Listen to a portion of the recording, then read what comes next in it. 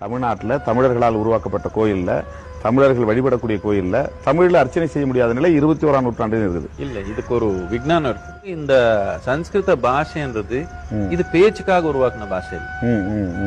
இது இயற்கையில இந்த ஒரு தன்மை விஞ்ஞானத்துல இது இருக்குது. என்னன்னா, ஒரு சத்தம் நாம் இந்த ஆசிலோஸ்கோப் இருக்குது, இந்த சவுண்ட் மெஷர் பண்றது. ஆமா, ஒலி. அதுல விட்டா அது ஒரு உருவம் கொடுக்குது.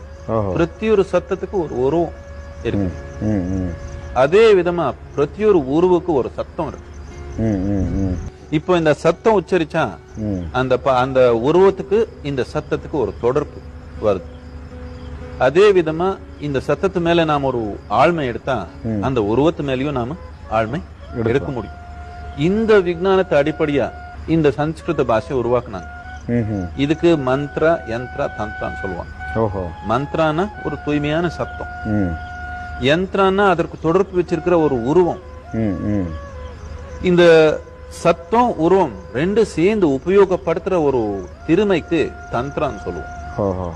இதனாலதான் மந்திரங்கள் மாற்றக்கூடாதுன்னு சொன்னது என்னதுக்குன்னா, அது அந்த உருவத்துக்கு ஒத்து வர மாதிரி எந்த காலத்திலயும் அந்த சத்தங்கள் உருவாக்குனாங்க.